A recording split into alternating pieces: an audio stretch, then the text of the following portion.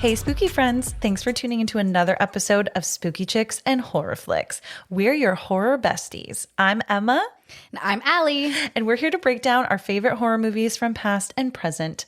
But before we open the phone booth on today's movie, let's do a quick life update. What have you been up to? Oh my God. So it is officially November. What the fuck? What the fuck happened is right. So Halloween was last week. I cannot believe. Also, what the fuck? Also, what the fuck? Seriously. But it was a magical Halloween for me. I don't know about you. Yes. Tell me more, though. Tell the people at home. The Hubs and I went to Hollywood Forever Cemetery and watched Scream. Shout out Cinespia. Isn't that? Or Cinespia. Cinespia. Mm-hmm. Emma and I have been pronouncing it wrong, and we learned last year that we were. Yep. Whoops. But the Matthew Lillard came out and did a little speech. We love him. Dude, I can't even believe. And his speech, by the way, epic. Yes, epic. So good. You can Google it if you want to listen to it. But no, it was magical, and we literally just watched one of my favorite horror movies under the stars in this fucking cemetery. But I felt so confident in my little baddie outfit. You looked so good. Oh my God, I love it. Thank you. No, it was amazing Halloween, and I'm happy but already looking forward and planning for next year. Oh, cannot wait. What already. did you do? Oh, well, I think I talked about it in a couple previous episodes, but the producer and I decorated our house like Jaws for Halloween. And we made like a fake dock out of our front porch, our front deck. And we dressed up Cowboy in a little shark costume. And I dressed up like Chief Brody. The producer was Hooper. It was perfect. And you guys, I'm happy to report we ran out of fucking candy. We had that many trick-or-treaters. It was amazing. It was so much fun. We fucking killed it. The decor was like so much fun to do. We were very, very behind because October is obviously a very busy time for all of us here. And we, I think, set up all of our decor in like 48 hours. When you sent me pictures, I was like, how the actual fuck did you set up all of this? It's all we did. It was so impressive. I was like, they're not going to get anything done. Yeah. In the nicest way possible. No, totally. I mean, even we were like, we don't know how this is going to turn out. And then I'm seeing this and I'm like, excuse me, did you hire ringers? Excuse me. No, it looked fucking amazing. And then also kind of recently is the producer and I saw Shelby Oaks in theaters, which I am going to actually have my thoughts on Patreon. So by the time this actually comes out, I will already have a post up on Patreon. I want to hear what our Patreon people think. And if you guys are interested in what I think about it, come join us over on Patreon. I need to see that. In my household, November equals Twilight movie marathon. Because that makes sense. But this is not a Twilight podcast. This is now a Twilight podcast. Sorry. I veto that decision. Because today we are actually reviewing 2022's The Black Phone. The Black Phone. Oh, and now Voldemort's here. Yeah, I don't know. Only the grabber can live forever. Wow, that's pretty good, actually. Oh my God, wow. I think you might have just unlocked Halloween costumes. I just coughed. Like, you guys won't hear it in like the actual published episode, but I just coughed, and I wonder if that like really lended itself to my impression just now. So, had you seen this before? Well, so funny story is I just saw it recently. The producer was the Black Phone. Very first, the one we are reviewing today. Yeah, because we wanted to go see Black Phone 2. And I was like, well, I've never even seen the first one. I don't know why I hadn't seen it yet. It just sort of kind of slipped by me. I don't know. I'm literally the exact same because I just watched it in October for funsies. Yeah, you just saw it too. Literally just out of thin air. I was like, I'm going to watch this movie. I had a hankering. Is a hankering a word? Like a hankering, you mean to watch it? Yeah, hankering. Yeah, hankering. Me and my K-holes, you know? But I just got something in my ass to watch it. And whoa. You've heard that one at least. Got a bug up your ass? Do I just make these things up? No. I think it's a stick up your ass, but that talks about someone being like really rigid and unpleasant, not like them being that being a motivation to do something. You know what? I like it. Keep going. Anyways, I don't think I wanted to watch The Black Phone because of Sinister, and Sinister actually scared me, and it's hard to do that. So I was like, okay, that's the same filmmaker, same director, writer. I'm not gonna watch this. And then I was like, oh, but it's October, let's watch it. And I liked it way more than I thought I would. And I'm not sure how to explain this, but it feels like a fall movie to me. Okay, I could see that. Did you see that? I could see because of maybe the setting also, and just like, I think you and I also love like 70s nostalgia stuff. It just feels, kind of fall-y. I could see that. Maybe the color palette of like what they're wearing too. Mm-hmm. The browns and the mustards. Very warm. Yeah. A fall palette, so to speak. Palette, yeah.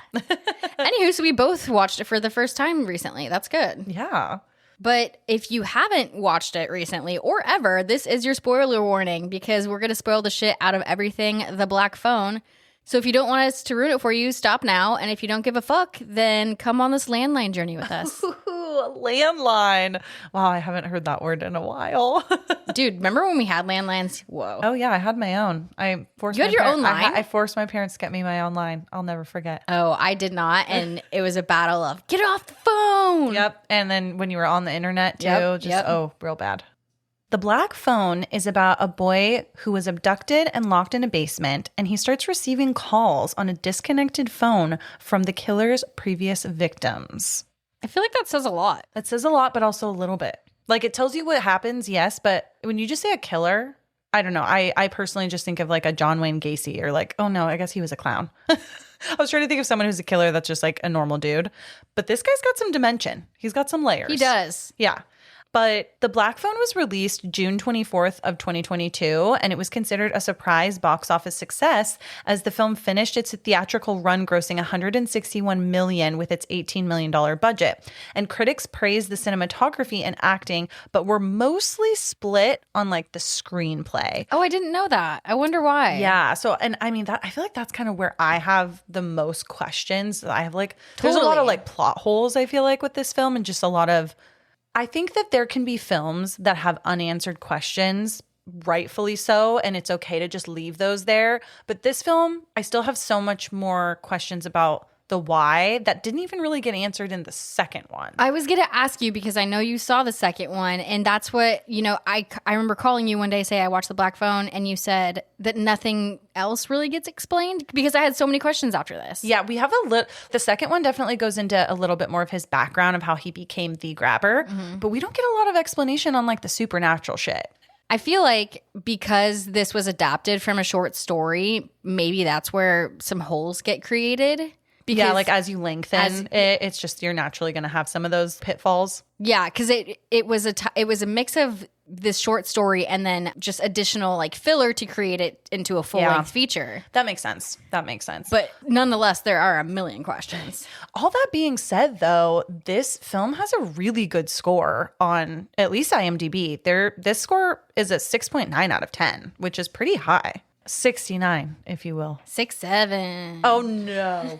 We are not that kind. Get out. Get out. Sorry. Okay, what do you got for Rotten Tomatoes? The tomato meter says 81% and popcorn is 88, which is super high. Yeah. But I agree with the tomato meter at least. 81%.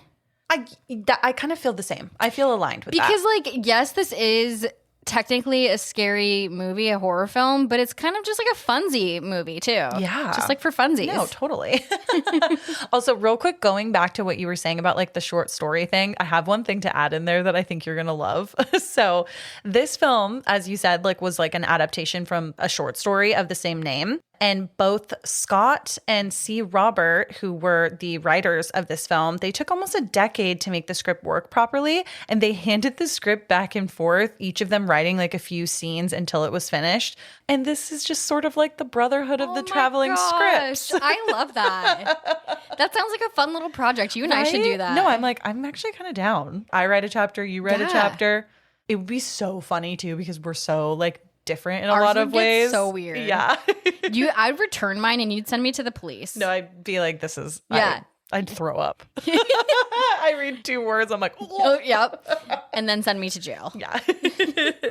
But this film was directed by Scott Derrickson, who also did Sinister, which we kind of mentioned at the top of the podcast. And you see a lot of a Sinister influence in this film. Yeah, not only stylistically, but like a lot of a plot similarity in some ways. You know, there's a lot of influence from Sinister here. Yeah, absolutely.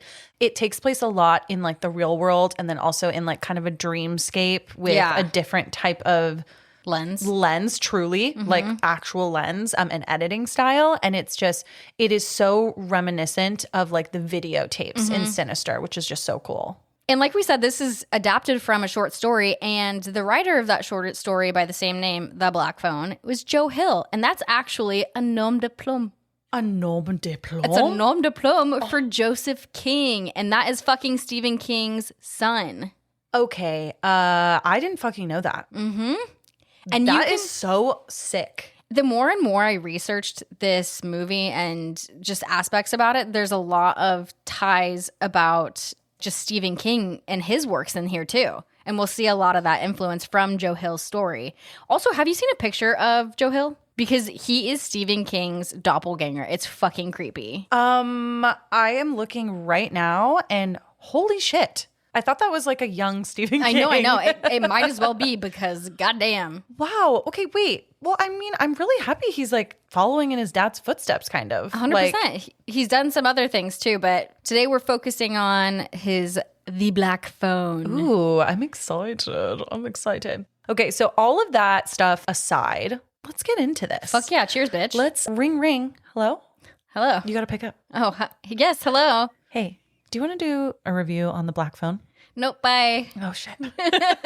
Okay, ring. Hello? You're doing it. Okay. Cheers.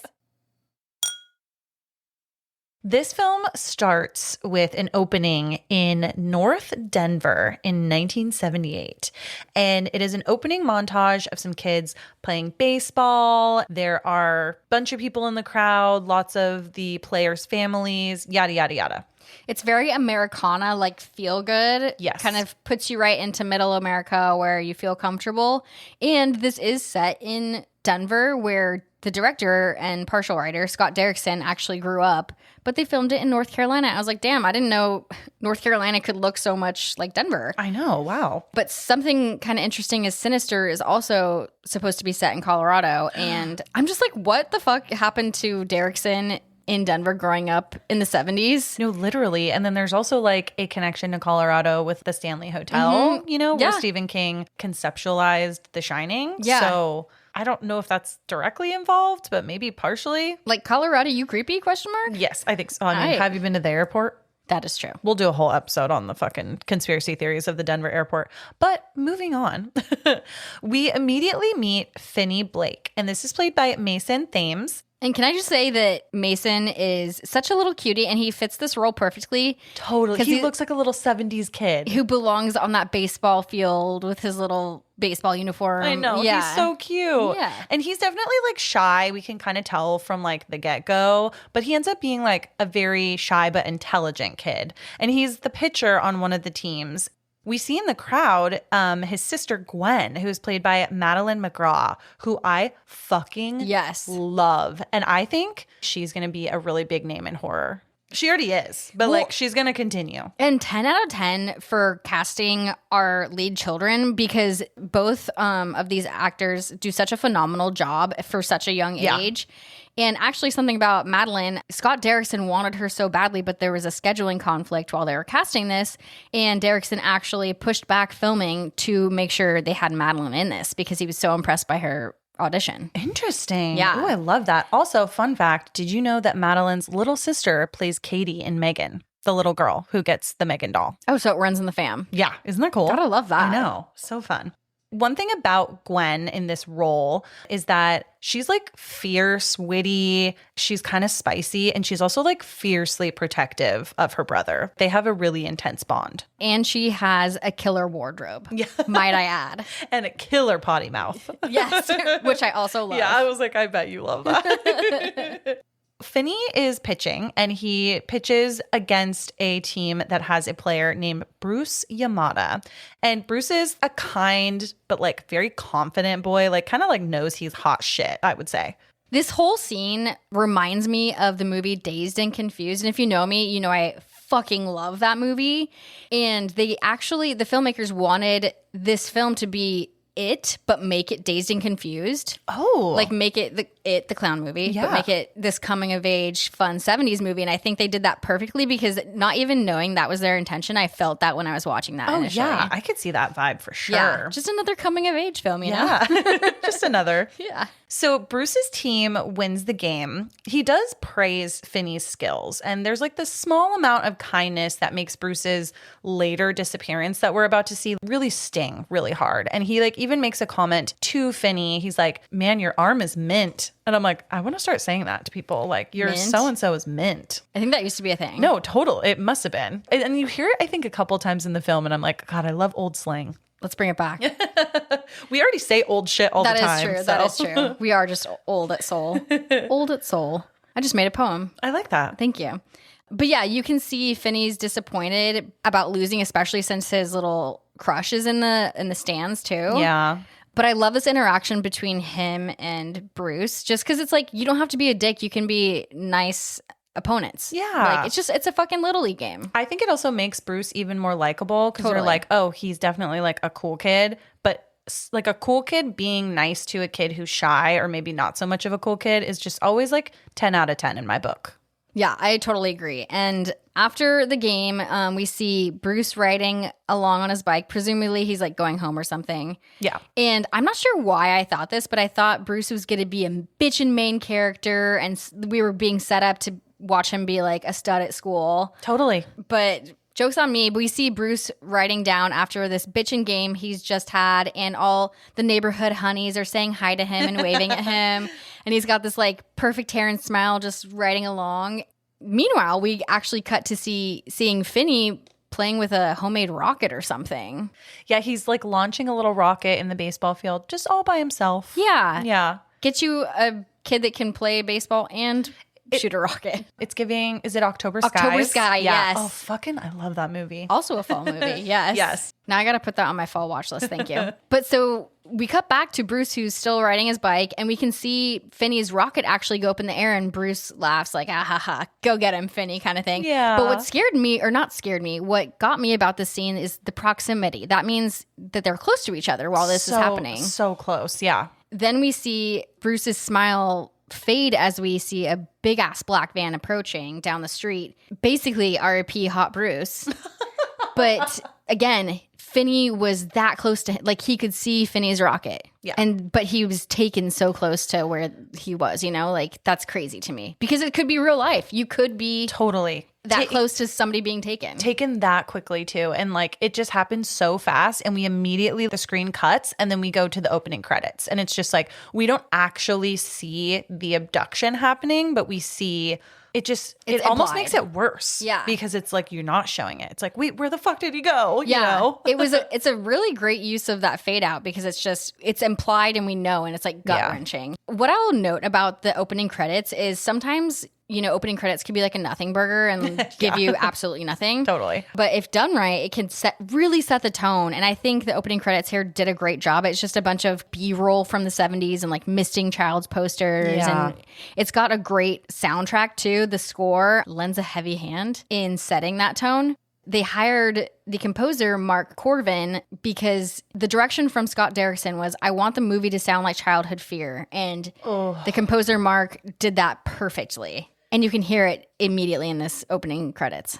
I think something else that the opening credits does, like you were saying, just so well, is it also sets it up as like even their baseball game. It seems like everything's fine. Everyone is happy. People are having fun watching the two teams play.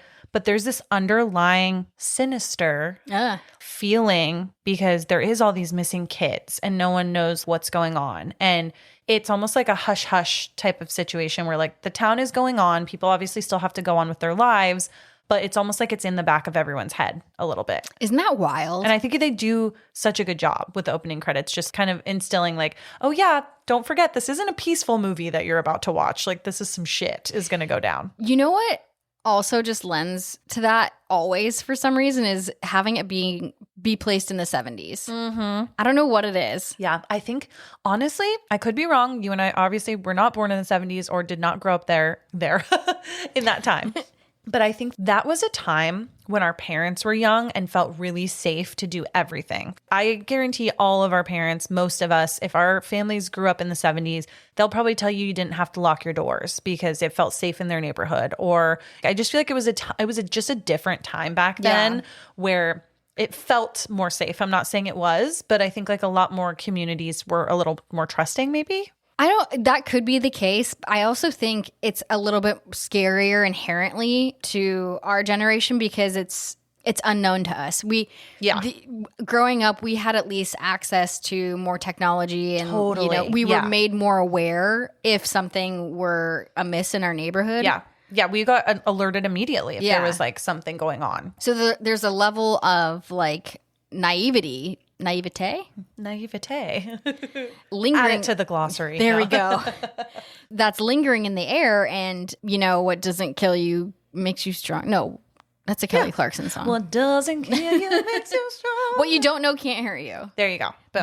But it can. But it actually can. In this case, yes. Suddenly, we're now back at the Blake household, and this is where Gwen and Finney live, and we get introduced to Finney and Gwen's father, Terrence. Terrence looks like Charles Manson to me. Part of me wonders if Derrickson did that intentionally because in interviews he brought up connections to Charles Manson as a kid. Ooh, I wonder if he like subconsciously saw him and was like, yep. And didn't even realize that's why he liked him. Well, that's why I was like, that's crazy how much he looks like Charles Manson. But I figured out that this actor playing Terrence actually played Charles Manson in Shut the fuck up film a long time ago. Yeah, dude, I love it. I love these little connections. So Terrence, we find out that he is a widower. So Gwen and Finney's mom did pass away. He also drinks pretty heavily, and he seems to swing between like guilt and rage over their late mother's passing. And you can tell that he's in a very fragile state because the first time when we're introduced to him is at the breakfast table, and you can tell that he must have some sort of hangover or something from drinking the night before because he's very sensitive to sounds. And the kids are trying to be very careful around their dad so that they don't make him angry or like make too much noise. Like Finney slurping his cereal. Gwen opens up the bread box and, it clinks on the counter and she's like, sorry, daddy. It's so sad. They literally have to walk on eggshells around him. Totally. All the time. Yeah. After that introduction, we're kind of done with dad for now. And Finney and Gwen are walking to school. And as they're walking to school, they see a flyer of Bruce Yamada, and it is a missing poster. Something that Finney says took me by surprise because I was like trying to figure out how often these abductions are happening of these kids. Yeah. It's inferred that the fact that abductions are happening is not a new thing to this neighborhood. Yeah. And Finney says, oh, this looks like a newer poster that Mr. Yamada put up, like implying that there were older posters, but now we're trying to re-put posters up. So it's been some time since Bruce has been missing. Gwen is being pessimistic, kind of saying, well, if they do find Bruce, it's not going to be how they want to find him. Yeah, like it's already been too long to assume that he's still alive, which is so sad. Oh my goodness. I can't even imagine. And something too is like Bruce is not the only one missing. There are other missing children around. Oof. Yep. Oof. So Finney and Gwen happen upon a fight, and this is between a boy named Robin and another kid. Yeah, and there's a lot of fighting in this movie. Just a heads up. And I'm like, do fights like this actually happen at schools? Oh, yeah. Damn. Yep. I had a lot of fights actually at my high school. Maybe I lived a sheltered life. I think you did a little bit. But maybe you just weren't aware as aware of as many. Yeah. Finney is like, okay, that sucks. Let's like move on. But Gwen is like, hey, Robin's beating up Moose and he deserves to be bullied because he bullied you last year or something. So Gwen's saying, fuck Moose, like Robin should be beating him up. Yeah. And we see Finney kind of take a backseat. He doesn't like the fighting. We see that he's not a very confrontational young kid. Yeah, totally. He's not going to stick up for himself. He doesn't like the fighting. He just kind of wants to walk under the radar and get through his day. Yeah. One thing I'll say about this fight scene is, damn, Robin beat the shit out of that kid. No, for real. Like, a lot of these fight scenes, I'm like, where are the police? Or where are any adults? Because somebody might actually get killed. And I have a fun fact here. Actually, Scott Derrickson said that he based all of the ghost kids off of real kids that he knew during childhood. And he said that Robin, his character specifically, was a kid who he was friends with. And that some of the things that he says in the movie are verbatim things that he remembers the kids saying to him after watching him pulverize a kid's face behind the Safeway across from their middle school. My God. So gnarly. Damn. So we... Metal, bro. So metal. So mint. So mint, dude. Your arm's mint. So we see a lot of Scott Derrickson's childhood being reflected in this movie. So after the fight, Gwen and Finney are still walking together they haven't even gotten to class yet. And they are discussing like rumors about the grabber. So the grabber is finally being introduced into discussion. And the grabber is the nickname that's been given to the person that's supposedly abducting all these young boys. And Finney doesn't like that they've named him the grabber. Gwen kind of makes fun of him. He's like, it's okay, you can shit talk the grabber. He's not going to hear you. And I'm like, oh, is that kind of a little foreshadowing? He's not going to hear you. Oh, kinda like the phone? Like the phone. Oh, I didn't even notice that. That's a good catch. Huh. While they're talking about this, you can see a fucking large-ass black van drive behind them as they're walking. Shut the fuck up. Yeah. I didn't notice that either. Oh, my God. And then cut to, they finally made it to school after this huge fight, and then seeing a missing child's poster and talking about that and seeing a large black van. A lot's happened. Lots going on. I wonder how long this walk to school is. Yeah. Anyways, we see Finney in class, and he's looking at his crush and playing with a small rocket toy that will come into play a little bit. I think it's a pen, actually. It? Yeah, I'm pretty sure it's a pen. Yeah, it's just like something he's into. He's super into rockets, I guess. He's very October Sky. He's very October Skies. Later during school, Finney then gets cornered by some of the bullies in the bathroom. And Robin comes in and saves the day just simply by his reputation. He doesn't do anything other than like wash his hands. And I think he makes a little comment. He's like, man, so-and-so's forehead really like bruised my fingers, you know? His hands wrapped and still got blood on it. Yeah.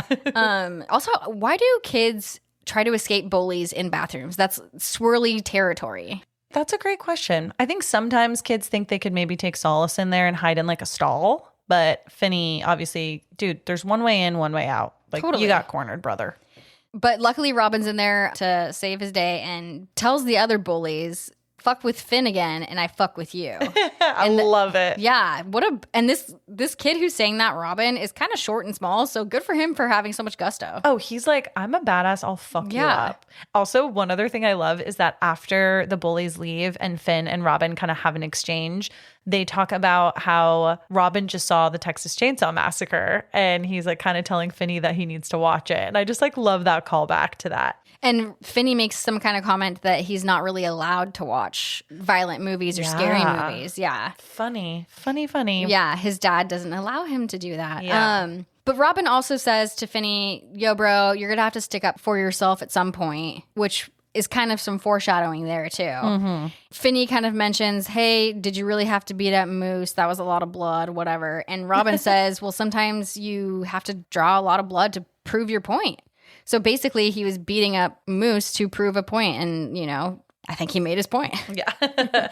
We also learned that Finney helps out Robin with his homework sometimes, and, you know, they have a help each other kind of relationship. Finney will help Robin with his academics, and Robin will beat the shit out of somebody for Finney. We'll help him with the assholes. Yeah. Yep. Going back to the dynamic between like Finney, Gwen, and their dad, how did you feel that introduction was, knowing what you know down like the line? Do you feel like it really set us up for what we know? Oh, for sure. Like is going to happen? Their dynamic in this film is very necessary, and their dynamic's kind of funny because Gwen is supposed to be 2 years younger than Finney. So she's supposed to be like 9, but she definitely plays like a protective older sister type. Yeah. And much more wise beyond her years kind of thing. Yeah, like, totally. She definitely acts like that older sister. It's necessary because Finney is slow to defend himself, and she often does it for him. But at the root, it's a give and take. They both help each other in the ways that they need. Especially in such a toxic household, they're each other's protectors from their dad. Yeah, there's like a lot going on in this film, and I'm going to mention it a little bit later, but I have some thoughts about the dad now based on Black Phone 2 that I've seen. Oh. I think it shows that like addiction, grief, and abuse can be so multifaceted. That's all I'm going to say now. We'll get into it a little bit later. Okay. But like, yeah, when I first saw all of this, I immediately was like, fuck that guy. There's a reason your children are scared of you. But like, as we get further and further in the film, and then especially like at the end, I think it sets us up in a good way. And all I want to say is like, I think that the dad's relationship, especially in Black Phone 2, we're going to see an arc. That's all I'm going to say. Okay. We're going to see an arc. Things are going to evolve. All right. Yeah. Okay. Now we're with Gwen, and she's in class and gets called into the principal's office to talk to some of the detectives that are investigating Bruce's disappearance. They had heard from Bruce's younger sister, who's friends with Gwen, that Gwen told her she had a dream about Bruce being taken by a man with black balloons. And the thing that's the most alarming about this is that the police actually found black balloons at the scene of the abduction, but that wasn't public information. So they're like, how the hell did you know this? You either know someone or someone told you, or like... Or... She's like, or what? I'm the grabber? She goes, I love this part because she literally goes, Obviously, I'm the grabber, you dumb fucking fart knockers. Girl, so creative. So fucking good. Honestly, if my daughter said that, I'd be like, you know what, bravo. That was creative. You'd be proud. I'd be proud. This is where my frustration immediately kicks in towards the police that are like, okay, so you know about the black balloons. How about we do like APB for people buying mass amounts of black balloons? Totally. Let's start there, huh? I think sometimes too we forget though, who knows exactly how much technology they did have their hands on in terms of like records for that shit, because he could have bought a bunch of shit in cash and we don't even know where his fucking money comes from. That is What's true. his day job? That's a great question. Again, we need more backstory. We need more backstory. We need it. Gwen is talking with the police and she admits that sometimes she has dreams and sometimes they're right. And so spooky. I'm also like, does Gwen Loki have The Shining? Another fucking tie to Stephen King. Another tie to Stephen King? Is the King family trying to tell us that they're psychic? I think so. All right. I'm so glad you brought that up because I said that to the producer when him and I were discussing some of the plot holes after we saw this first one. She obviously has some sort of The Shining. She has it just maybe in a different way, but she has it. She's not like a That's So Raven Shining. No. Dreams can sometimes tell you a lot, you know? I was about to say something super weird about my dreams, but we'll not go there. Save it for another time. We're back on this pathway home from school. This pathway has a lot going on in this movie. Yeah. It's like a character in itself. And so he's walking with Gwen, and Gwen says, I'm staying at a friend's house tonight. It's Friday, so you need to watch over Dad. Yeah. It's kind of sad that they have to discuss, okay, you have to watch Dad tonight, even though they're like scared as fuck of him. I know. I know. So Finney's walking home, and when he gets home, he finds that his dad's like fucked up. So he takes that time to enjoy a scary movie by himself while he's eating ice cream. Sounds like a perfect night. He's having a fantastic Finney night. He is having a fantastic Finney night. Just so you guys know, anytime Allie and I have like a day to ourselves, we call it like a fantastic Allie day or a fantastic Emma day. So feel free to adopt that for yourself. I had one last weekend, and you just had one, and I called you, and you're like, I'm having a fantastic Allie night, and it was fantastic. See, exactly. So Finney is watching the actual movie, The Tingler from 1959. Ooh, we should add that to our repertoire. Definitely, it looks fucked up. Yeah, let's do it.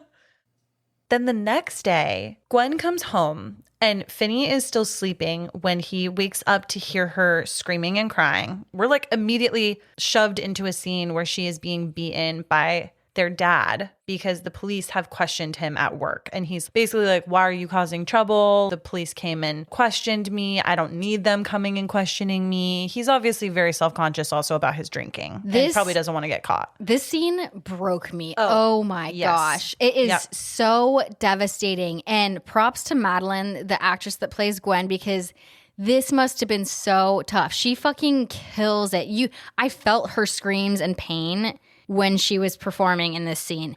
Her screams were gosh, good. Yeah. Good in a bad way. You know what I mean? Yes. Like she could have won a fucking Oscar for her performance in this scene. Yes. And so she's screaming and crying because her dad's beating her with this fucking belt. Gwen threatens to break his bottle of alcohol if he keeps beating her. It's so sad that that's the currency of love. I'm going to break this thing that you love if you keep hurting me. And she ends up breaking it. And the dad goes from like rage to like heartbroken over this broken bottle of liquor. Like, it's just such a sad scene. And then he just goes into, you are not your mother. You do not see things that aren't there. Your dreams are just your fucking dreams, like yelling all of this at her. Then he says, you know, you have to say it, say it. And so she just breaks down and starts screaming, my dreams are just dreams. My dreams are just dreams. Oh my God. She is just, it's heartbreaking to watch this. Ugh. Yeah.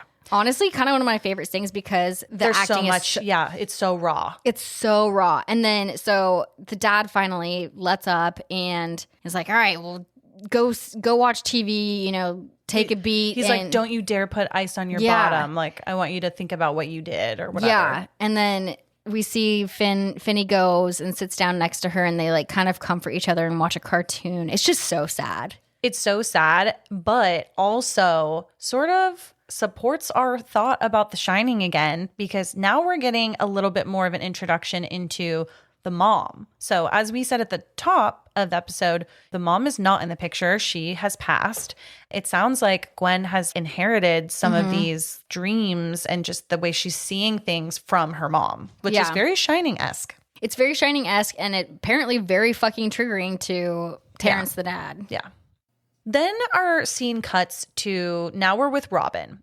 Robin is just walking by himself. It's out in daylight, and he's walking by himself behind a shopping center, and he runs into what is presumably the grabber in his black van, and then it cuts. We don't get the full picture of what's happening. It's another great use of like the fading away. It's just like kind of this quiet scene, quiet slow motion scene, and it fades away but has a lot of weight to it. It's similar to that abrupt abduction of Bruce from the beginning. I want to know why Robin is behind a grocery store by himself. I had that question too. He's like fearless, you know? He's such a confident kid. He's like, I can walk anywhere, I can go wherever, and I'm not worried. However, so in this scene, we do see the grabber, and first of all, fashion king.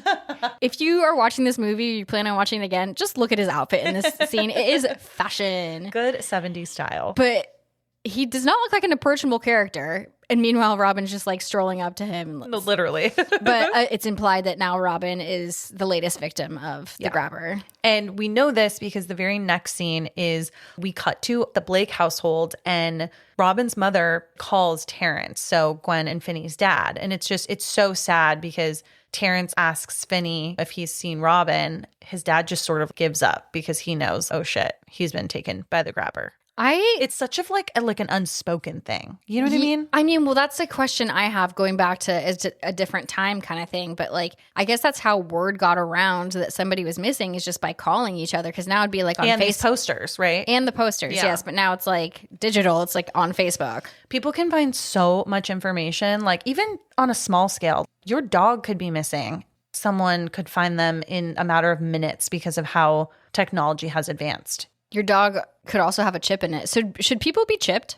Maybe. Your face. You know, it was a look of like, you know what? Maybe. You might be right. I think people that are off the grid, please feel free to stay off the grid. I commend you and support you. I'm very much not off the grid, so just chip me. Chipper people. Just you're always gonna know where I am, so just chip me. Honestly, I think out of the two of us, I'm the one that needs a chip. You do need a chip. I need to be able to track you. Yes, honestly. Robin's disappearance, just in general, prompts a search team. So we have a small scene where we see the police at sort of the area where he got abducted. It's a really cool aerial shot. Yes. And what I will say about this movie, one of the things I really enjoy about it is the cinematography. This shot we get right now is part of the search team. It's all these cops lining up on this foresty neighborhood road. Very cool. And this cinematographer actually also did Ready or Not. Really? Yes. And he also did Scream 5 and 6. His name is Brett Yukovich, and apparently we like his work because we talk about it in several different films. Oh shit, that's fucking awesome. Yeah. Oh my God, I love that. Good work. Good work, son. Finny is especially freaked out because Robin is a friend of his, right?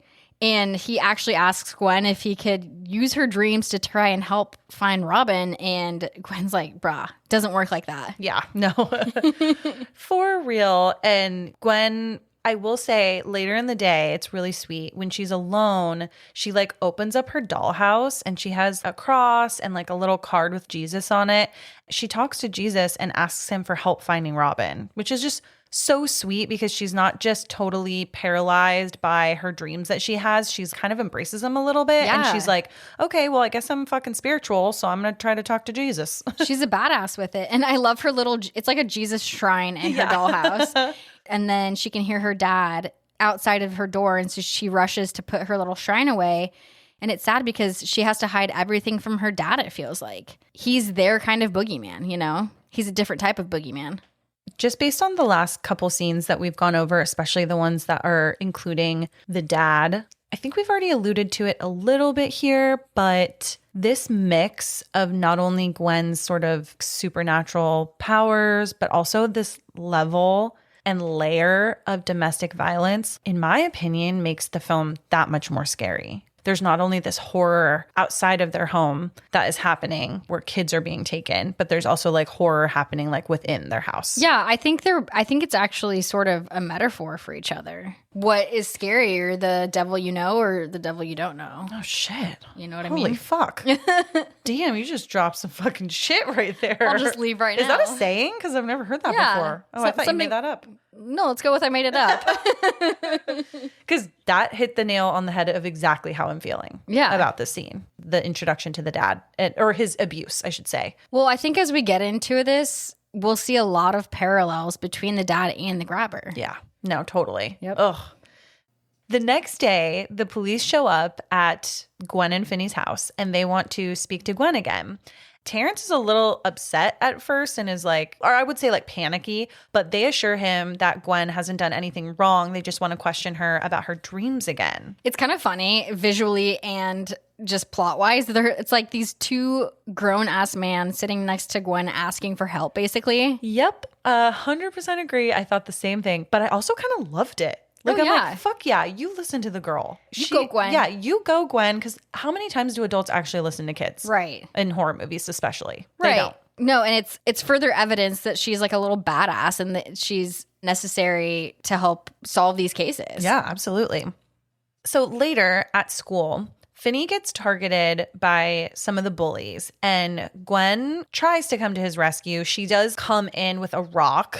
Dude, this scene fucked me up. Yeah, this scene is kind of gnarly. Yeah, so Finney's getting beaten up by this gang of kids and Gwen just fucking runs in there and starts beating them up. Gwen picks up a fucking rock and pounds somebody in the head.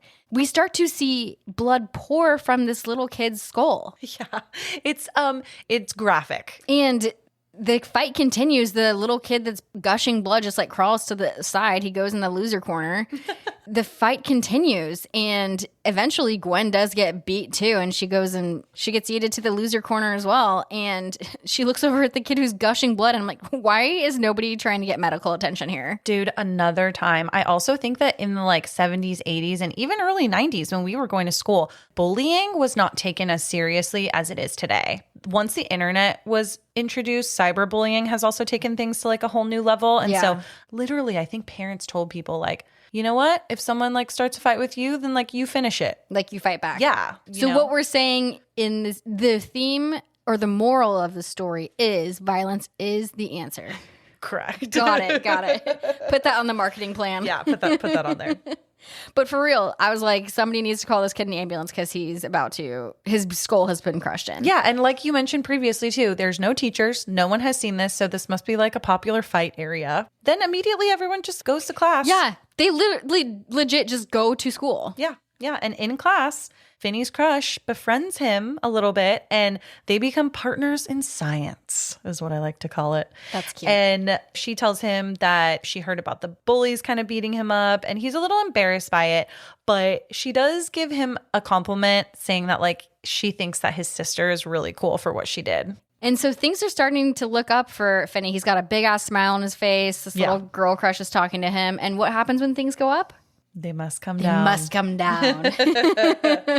So, on their way home from school, Gwen teases Finney about his crush. I don't know how she knows, but, might be a small school. we're having this rinse and repeat scene where she's telling Finney, hey, I'm going to go sleep at so-and-so's house again. Can you watch Dad? The same old, yep, I'll watch Dad. Sounds good. So Finney is walking alone. And this is something he's presumably done 100 times. It's not something that he, I'm guessing, feels very threatened by. I still think we need a carpool system here, but I digress. Yeah. So as he's walking, Finney runs into a man who has accidentally spilled his groceries, and he's next to this big ass black van, and he's dressed oddly like as a magician, basically, and he's got white paint on his face. He doesn't look like a normal person. No, he definitely doesn't. And I think his van even says something like abracadabra, magician, something. It does, yes. Yeah. And something funny, I have a fun fact here, is that in Joe Hill's original story, the grabber was an overweight clown. And Joe Hill himself was the one to suggest changing the grabber to being a magician because Hill felt that the clown look, originally inspired by the serial killer John Wayne Gacy, would now be viewed kind of as a ripoff, and because his dad is Stephen King. So they would think it's too similar to Pennywise. Yeah, they're like, this has been done before. Like, we need to do something different. I will say that the short story, The Black Phone, was written after it. So I'm like, okay, well, why are we changing this now? But yeah, I see. We digress. We digress again. This is where we're first introduced to the grabber. And it's automatically creepy because regardless of the big black van and his white face paint and black outfit, he is kind of speaking with a higher pitched voice than I like to feel comfortable with. And he's like, oh, I'm such a goof. And he's like, isn't that just Peachy Keen because he's dropped his groceries or whatever? But he's doing that kind of to disarm himself and make himself seem less threatening. But I'm like, excuse me, sir, your large black van is not helping the situation. Something that kind of made me laugh is the grabber has a very interesting look. He reminds me of a mix of the Babadook and the mayor from Nightmare Before Christmas when he's turned his face to the upset side. Oh my God. With the top hat and everything, you know? That is a fan-fucking-tastic parallel. Yeah. I'm picturing it right now in my brain, and I can see the draw. Thank you. See it. I've got the vision, you know? Speaking of him like being kind of a magician, though, we've sort of now moved from, oh, he dropped his groceries and Finney was sort of helping him, to he asks if he can perform like a small trick. And wait, can we back up for like 1 sec? Oh, sorry, go ahead. We skipped over something very important. Oh. The grabber is played by none other than Ethan fucking Hawke. Oh my God. Thank you so much. Yeah. Who you guys might remember is also the protagonist in Sinister. Yes. And can we talk about Ethan Hawke for a sec? Please feel free. Is he hot? He's so hot. Oh, okay. Wait, I have some notes in a minute. Okay.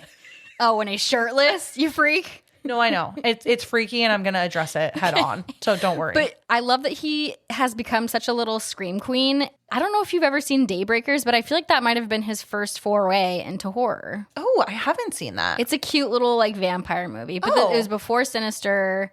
Good movie. Oh, I love that. I'll put that on my list. Yeah, and Ethan Hawke actually dressed as the grabber for Halloween. He did. The year this movie came out. Did you see that he did it again this year? Oh, did he? Yeah, he did the new mask with like the ice on it for Black Phone 2. Love that. That's so cute.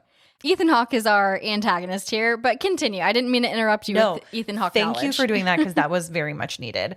So he performs a little magic trick for Finney, and it's like, Finney, come on, brother. Like, stranger danger. Don't let someone do a fucking magic trick for you. Well, and Finney's scared of basically everything. Yeah. How is he just so willingly goes, yeah, I'd love to see a magic trick. Yes, please show me a magic trick, even though I've just seen black balloons fly out of the back of your what black are those? van. Black balloons? Yeah. Black van? Oh, cool. I'll climb right. No, just kidding. He doesn't climb in. But the grabber like disorients him by bringing this big old bunch of balloons and grabbing him and like throws him into the back of the van. However, two things happen here that are really easy to miss. One is he does spray Finney with something in the face. We don't know exactly what it is. Pepper spray or something? Something that has disoriented his vision and maybe made him pass out. And then number two, though, is as he is getting Finney into the van, Finney uses his trusty little rocket ship pen and he stabs him in the arm. Obviously, it's not enough to like stop him, but he's trying to fight back a little bit, which I respected. Yes. The next thing we see is him waking up in a very fucking terrifying dark basement. Yep, there is exactly one bed, a small window that's very, very high up. It's all concrete walls. There is a small bathroom, and it's very dungeony, like a modern dungeon. Okay. And there is also a disconnected black rotary phone on the wall. Obviously, this is the titular black phone of the film's title. Something kind of funny is Jason Blum of Blumhouse actually put a black rotary phone in Scott Derrickson's basement without him knowing after this movie was created. Oh my God, Isn't that awesome? Love that. Yeah. You know I love shit like that. Getting into this next scene, though, the grabber is meeting Finn as Finney's waking up out of this groggy state and finding out that he's in this like weird basement. And the grabber is now wearing this like really scary mask. And he berates Finney a bit for stabbing him with the pen, but then like turns nice and says, "Oh, I'll get you a soda. And don't worry, I'm not going to hurt you anymore." And he says, "Oh, like I'll come back soon to explain everything." And something fun about the grabber's mask, this is just one iteration of several masks we'll see throughout the film. Very Texas Chainsaw Very Massacre. Texas Chainsaw, yes. And the mask is kind of influenced by the grabber's mood and what's going on with the plot in the film. The masks were actually made by friend of the podcast, Tom Savini. Friend of the podcast. Hey, we met him. That counts. He loved Allie. No, he didn't. He was very nice. We love you, Tom. But I think it's so interesting how the grabber's masks change with his emotions. And I guess I was listening to an interview where Derrickson mentions that he had a method of determining what mask the grabber would be wearing and when, but he was the only one that knew the method. And I'm like, oh, what kind of darkness is going on in your brain, Scott Derrickson? Are you okay? He's like, I can't share it with anyone else. Yeah.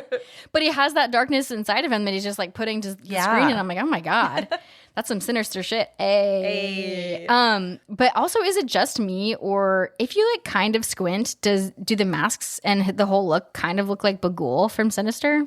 Just like the white face. Yes, the white with like some black accents. It feels like it's from the same universe, if that makes sense. I love that for us, yes. Speaking of the masks, in this scene, we see a basically full coverage mask where you know, his face is covered and the mouth area where you'd see a mouth or like teeth or lips. Teeth or something is left blank. And I'm like, well, this must indicate that the grabber is trying to kind of evaluate the situation, get a feel for where Finn's at. He's feeling neutral. Yeah, it's very neutral. But you know what's not neutral? The grabber's voice. It's still creepy as fuck. And I'm like, does Ethan Hawke have a creepy voice, or no? I think it's just this film. Good for Ethan. Good for Ethan. Yeah, it's a very interesting scene because it's just without seeing someone's face, it's like it automatically obviously dehumanizes them, right? He wouldn't be as scary if Finn was seeing him without it, you know? Yeah. Ethan Hawke said he hasn't typically liked playing bad guys because when you see an actor portray a bad guy, it's hard to unsee them like that. Like he totally compared it to The Shining. You know, when you can't not see Jack Torrance and Jack Nicholson, even when he's in the like bucket list, like a romance, or the bucket list. There's Jack before he fucking dies, just fulfilling his bucket list. But like straight up, I always think of The Shining, if it's like totally, whatever role he's playing. Oh my goodness, anger management, like where's his axe in that? You know. Anyways, so I thought that it was cool that Ethan Hawke thought this role was significant enough to take that challenge and portray a scary person. Yeah.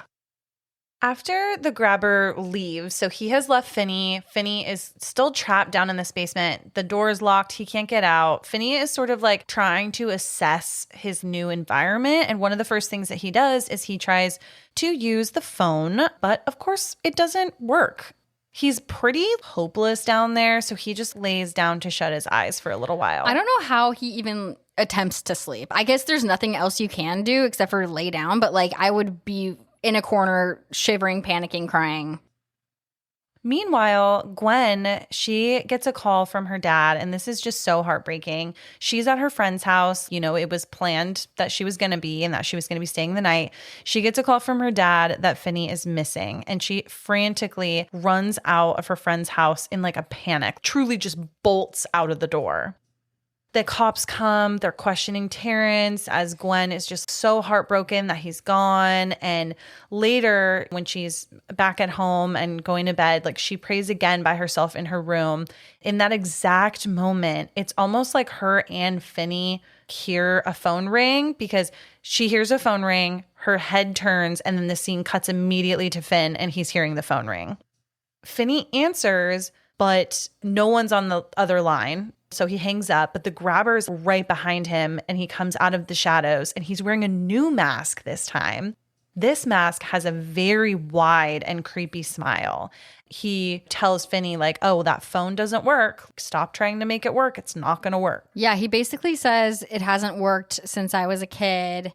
You know what that kind of reminds me of? No, tell me. You know, like in the Polar Express, when you stop believing in the magic of Christmas, you stop hearing the ringing of the bell. Oh, shit. Yeah, it's just like the Polar Express. When you stop believing in the magic of the grabber, you stop hearing the phone. Oh, shit. Oh, shit. Well, sounds like a big problem for him. This is basically a Christmas movie. But going back to, you mentioned shadows, the grabber coming out of the shadows. I feel like the shadows are almost elemental in the mask work itself. Like it kind of transforms the mask. The shadows and lighting have a lot to do with like how we see the mask. And I think that's super important with how they use that in this film to create dimension and create kind of mood for what's about to happen. Yeah, lighting in this film is super important. And you don't realize, I mean, I didn't realize until I started dating the producer how freaking important lighting is. Even like the photo shoots we've done. Mm-hmm. Just the way you can manipulate lighting to really make a certain mood or a certain tone, something to come off in the stuff that you're developing. It's just so interesting. And obviously, all of it here in this film is so intentional. Oh, for sure. You know, that's what I love, though, too. Yeah. One of the things that the grabber says, he's sort of messing with Finney's emotions because this man has like taken him, but he's also trying to be kind of nice to him. So he tells Finney like, I know you're scared and I know you want to go home. I'll take you home soon. And he says, I got to be upstairs for a little while. Something's come up. And Finney tries to bargain with him that he's like, if you have someone up there, just let me go. I won't tell anybody that you're the grabber. If you could just let me go, I won't tell anyone. He deduces that the grabber has someone visiting and Finney threatens to scream, but the grabber assures him that no one will hear him. Finney also calls him out for abducting the rest of the boys, but the grabber denies it. One thing that he says that I fucking hate, and it's so creepy, is he says, I won't do anything to you that you won't like. Fuck that. The emphasis on that you won't like. Yeah, what the fuck does that mean? That is fucking terrifying. No, thank you. That's yucky. And Finney immediately responds and is like, if you touch me, I'll scratch your face. And this scene kind of freaks me out because the grabber slowly turns his mask face up to the light and goes, this face? It's a very simple but impactful scene. It's so fucking creepy. For everyone at home, I'm reenacting it in front of Allie. I was just like doing it too. Like, we think you can see us. Yeah, it's very fucking creepy. But as the grabber is then leaving, he's like, oh, I was down here once too and the phone rang, even though it doesn't work. It was so creepy. Him just like with his little quips makes him so much more terrifying. Okay, there's obviously something wrong in his head. And Finney's also getting these phone calls too, but why? You know, like we haven't gotten quite there yet, like why he's getting them. I want to know, do you think you'd believe the grabber if he's like, I'm not going to do anything to you? No, absolutely not. But do you think as a But you know what I would do? I'd play along.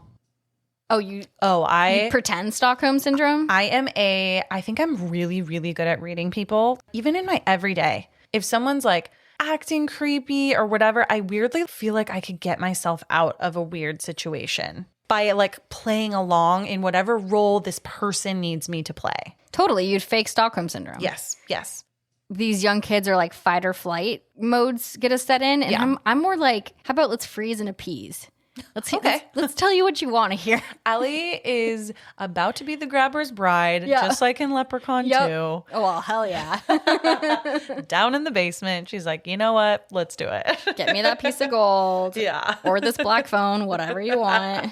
Either one. Yes. Either one. After the grabber leaves Finney alone again, he tries to find a way to get out. And suddenly the phone starts ringing again. And he answers, but no one is there.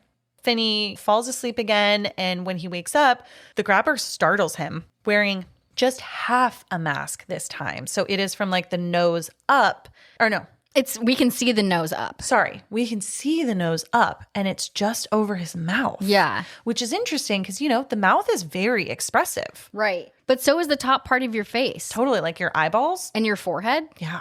I feel like it's almost, he's trying to get him to trust him almost in a weird way. I don't know if I can explain it, but it's like, here was my face when I took you and I was painted all white. And then I've had 2 other masks fully covering my face. Now here's half a mask. Like I'm slowly stripping away and being more quote unquote vulnerable to maybe make him feel more comfortable in a way. I could maybe see that. I found it more as a remorseful situation.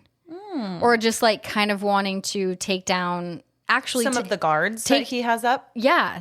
So maybe he's actually being sincere with like, I'm going to remove this layer to show you that I do with some fiber of my being care about you as a human. Because so it could either be sincere or maybe not. Or maybe not. Yeah. Maybe he's playing the game to be like, fuck you. Or maybe he actually, because we know there's some backstory that is causing the grabber to have feelings like he needs to do this. But maybe it's something painful to him and he actually is remorseful to a degree. And he hides behind it. Yeah, he hides behind it. And I don't know if you saw in the scene, there are tears in his eyes. He doesn't like I didn't really shed a that. tear, but that's welling up in his eyes. And I think we're meant to see that expression in the top part of his face in his eyes.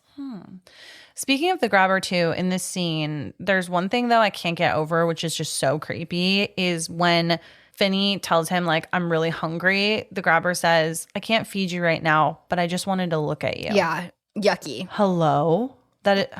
Answer the phone. That's fucking creepy. Holy shit. Whew. All these one-liners of like, yeah, just creepiness. Yeah. The grabber leaves again. The phone rings again.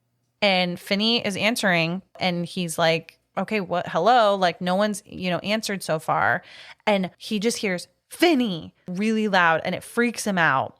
I think he hangs up because he gets like so freaked out by it, but they call back and it's Bruce's voice. And Finney doesn't know it's Bruce at first, but he deduces it after talking to him because Bruce himself apparently doesn't even like remember his name, but he says, oh, I know you, Finney. We've met once. And he says, your arm was mint. You almost had me. And so Finney immediately is like, your name's Bruce. It gave me so many daggers because it's like this was his, not a friend, but he had interacted with Bruce before and Bruce had showed him kindness. And now, it's probably confusing as fuck too. Yeah. Because like Finney doesn't know that this is deceased Bruce. It could be a fucking Bruce. That's so true. I didn't think about that till just now. No. Maybe he thinks it's Bruce. Well, actually. Now think about this whole movie through a different lens. You should see my face right now, you guys. I'm like. We're like rethinking our lives. Yeah. Mind blown. Mind freak. No, sorry. Okay. However, it's meant to be implied that this is a paranormal thing and it's dead Bruce coming through this phone that doesn't work. Bruce also kind of brings back up his mint arm again. He's like, you're going to need that mint arm to, get yourself out of the situation potentially. Yeah. And he gives Finney a little bit more advice where he says, underneath the floor, there's a loose tile like in the hallway that leads to the bathroom. And I was beginning to dig a tunnel, but I never got to finish it. Daggers. So it's like, ooh, okay, we've got a helpful piece of information. And sad because he never got to finish it. Very sad. Let's take a quick pause because I want to ask you, now that the phone has been introduced and there have been several calls to the phone, I mean, this phone is a main character of the film. It's also the title of the film. What are your thoughts? I think that's a great question, and I am not certain I have a straight answer because just like we had talked about, because this horror film incorporates real life scenarios like a kidnapping and then also paranormal, not saying paranormal is not real, but like it has paranormal elements. It's hard to decipher where this phone lies between those two sides of the street. For me, I think it's symbolic of something and functional to drive the plot, but I'm not sure what the symbolism is, and like, because it obviously means something to the grabber, but it's also a conduit to get us to where we need to in the plot. Yeah. And I don't think I get an answer of like how I feel about it at the end. But like, what do you think? It's one of those horror devices that it is deceptively simple, but also carries a lot of thematic weight, right? And I think personally that this rotary phone it doesn't work, right? Or it shouldn't work, but yet it rings. And that alone like tells us that we're in a supernatural territory. And it becomes this bridge between the living with Finney and the spirits of the boys who came like before him. And it's not just like a plot device, but it is a link, I think, between the past and present victims and between like despair, right? These boys have already been, I mean, we can assume at this point that they're no longer with us, right? Also survival, you know? And I think each call, like we're going to get into some more calls as we get further in the film, but I think like each call, it layers an exposition, and we learn about the grabbers' methods through these dead kids, and they use that phone as the device to connect them. It kind of reminds me a little bit, if I could make like a small parallel, to Carol Ann in Poltergeist, right? Yeah. She has this TV where she's being communicated with. I see the phone as a similar device. And there are similar devices like this throughout a lot of horror movies. It's like a channel. Yeah. It's like it's offering some sort of communication point. It's almost this limbo area. And it's very vague. It's purposely vague. Right. We're not supposed to know every single thing about it. And the phone also like gives a voice to these kids that are essentially silenced by their killing from the grabber, right? And so instead of being forgotten, they're active agents in like helping Finney now. And we're starting to see that at this point in the film. Totally. Something that I just remembered is it is giving a voice to these silenced children. And I remember one of the little boys says, nobody knew my name when I was alive in school. And now every teenager in America knows talking my name. About me. Yeah, totally. How sad. Getting back into the film. So the last thing that we left off with was Bruce gave that advice to Finney over the phone. And he said, dig under the floor where there's a loose tile and you'll find a tunnel that I started building, but I was never able to finish it. Then there's a quick cut to some home footage of Bruce, not only when he was a baby, but sort of like up until the point of his adolescence when he was taken by the grabber. And this is just like another real deep emotional element to him being gone. We kind of spoke about this before, but again, we are introduced with another use of Super 8 footage. When we see that footage, it's more nostalgic. It's like these kids were babies once. They had people that cared about them. They lived. It creates that like emotional tie. Totally. You know, to get you as the viewer to like just feel even more for Bruce than you already did. We're getting more backstory on these kids than the grabber. No, truly. We need some Super 8 of the grabber's childhood. Yeah. Then at the very end, there's like some footage of Bruce being grabbed and by the grabber. By the grabber. Sorry. Yes. Being grabbed. No, yeah. Grabbed by the grabber. Thank you for the clarification. And then there's also some like footage of Finney trying to get out of a front door of a house. It is the opposite perspective of someone watching Finney trying to get out of the house. We find that it's Gwen, and Gwen wakes up out of this nightmare that she was having. And we find that everything that we've just seen as the viewer is actually what she has seen in her dreams.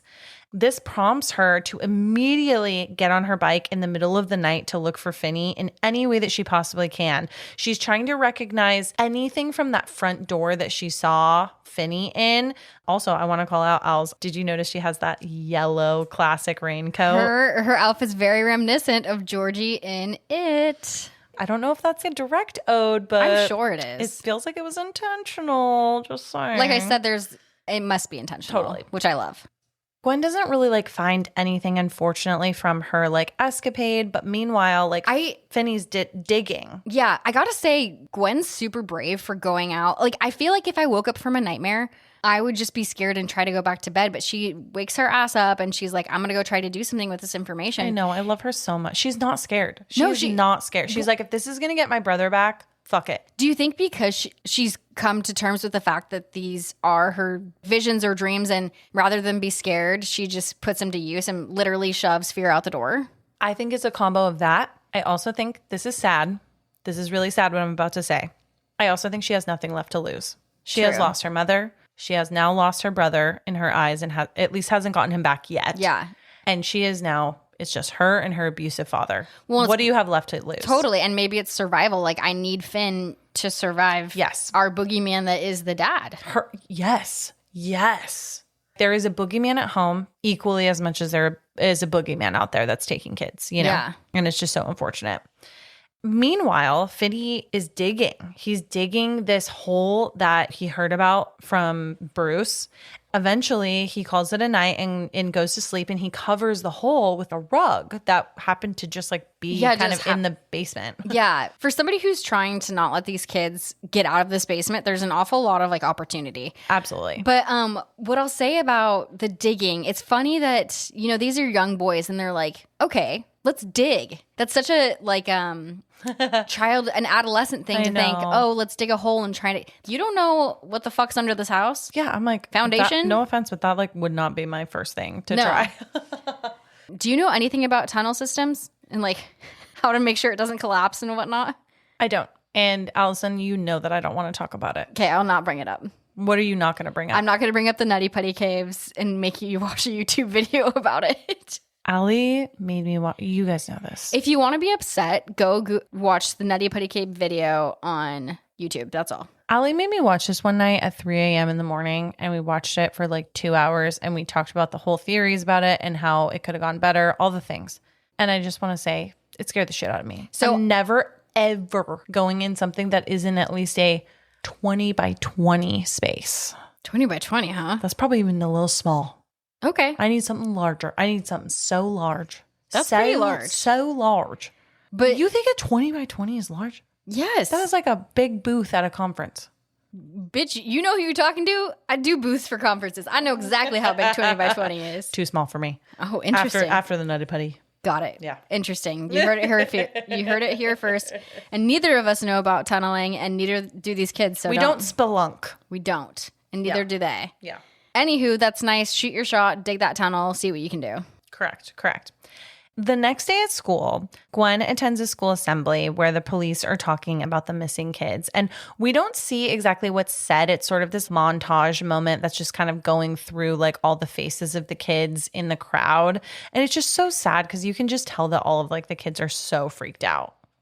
And then we get back with Finney in the basement, and the grabber actually comes down, is still wearing the smiley mask, and he is kind of speaking softly. He's almost trying to be loving towards Finney, and he's offering him breakfast, and Finney says, well, what did you put in it? And the grabber just goes, just a little salt and pepper, and kind of chuckles to himself, which is terrifying. Spooky, because it's like, why the fuck would I trust you? Yeah, honestly. Well, I mean, you need strength to try and escape, and if he's not getting any sustenance. The weird thing in this scene, though, is that Finney notices that the grabber left the door slightly ajar. When he goes to kind of like investigate the door, he gets another call. And the person on the other line says, don't go upstairs. It's a trap. Finney finds out that there is another boy on the phone. And this time it is Billy, the boy who delivered newspapers in their neighborhood. And he also went missing. Finney doesn't see him, but as the viewer, Billy shows up kind of at his side as his corpse. And we see that he has like potentially some sort of head injury. But it doesn't seem like Finney can see him. But again, we can see him as the viewer. I think this is honestly just to throw in a jump scare. Like, I think so too. And it worked. It is a good jump scare, but I think that's its sole purpose. I mean, the visual of him appearing dead is helpful for knowledge base, but we could have just lived with his voice coming over the phone that doesn't work. Totally. Also, just came to mind, if the door is ajar, the room is no longer soundproof. That's true. That's very true. How about shoot your shot there, fucking kid? Scream, bruh. Yeah. But nonetheless, Finney tests what Billy told him, and he goes quietly up the stairs to just investigate. I think he's just a little curious, like, okay, Billy, this dead kid that has called me on a phone, like is telling me not to go up there. But, you know, it's a little bit enticing when there's a door open and you're captive, right? Like, I need to get the fuck out of here. He goes upstairs. He like peeks around the corner and he sees the grabber is shirtless, waiting for him to come up and quote unquote break the rules.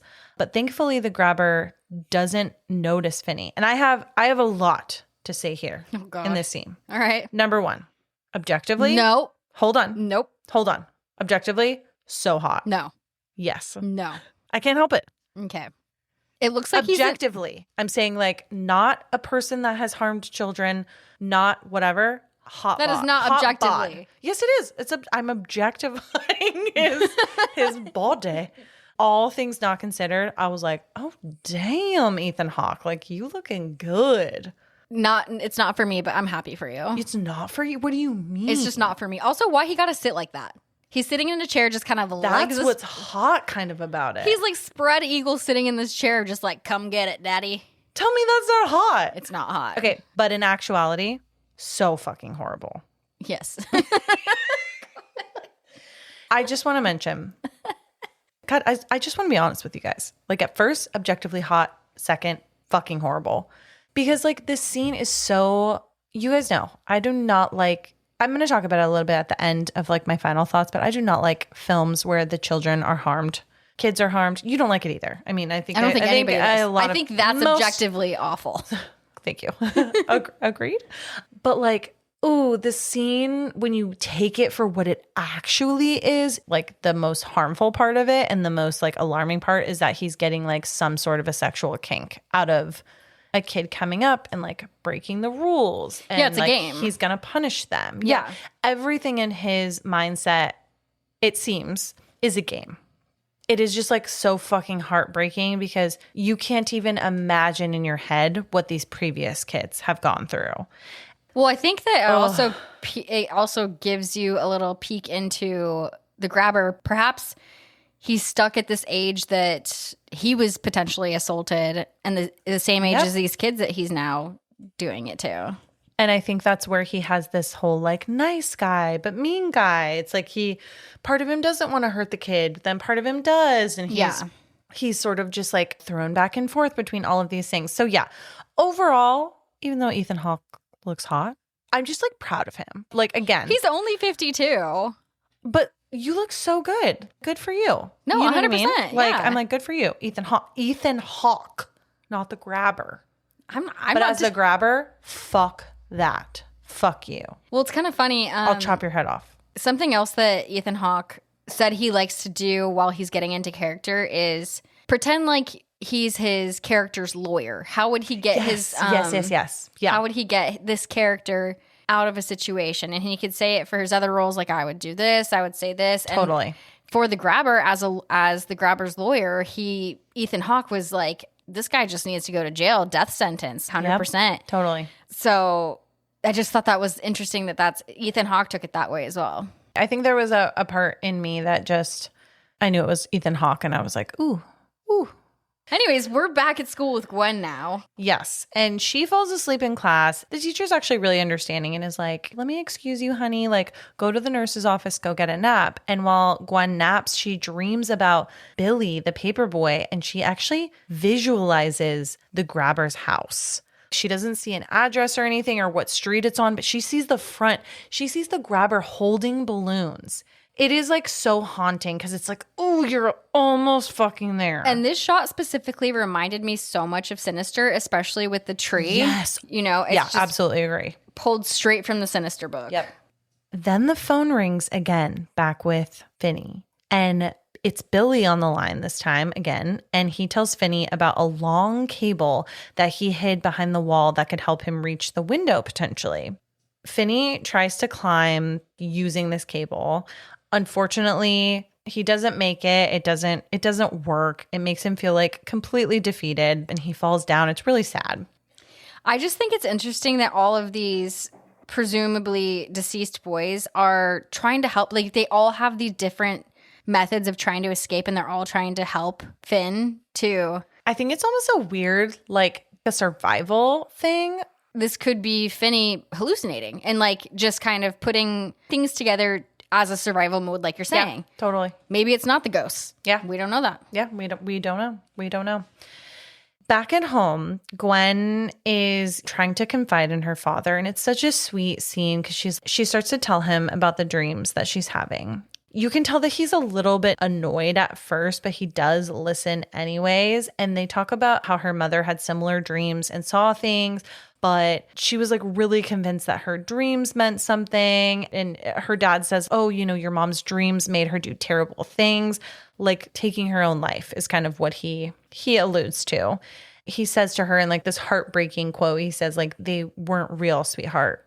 At least he's attempting to meet her at her level, you know? Yes. And you know what the very next scene is? The very next scene, we see them in the car together, and he is taking Gwen on a drive in the nighttime through the neighborhood, obviously to try to find the house that was in her dreams. So I do appreciate this part in their journey, in their relationship, because I think the dad is also desperate enough to find Finney, where he's like, I'll fucking try anything. There's got to be this point. Yeah, there's got to be some ounce of him that's like, why not fucking try this? And even though it's unfortunate that the police had to come to his house to say, hey, we would like to talk to Gwen because we believe her dreams, I think there's a part of him that's like, these might be real, especially because your mom used to have these too. Right. That's what, yeah, exactly. It's not explicitly said, but I do think that there's a part of it, right?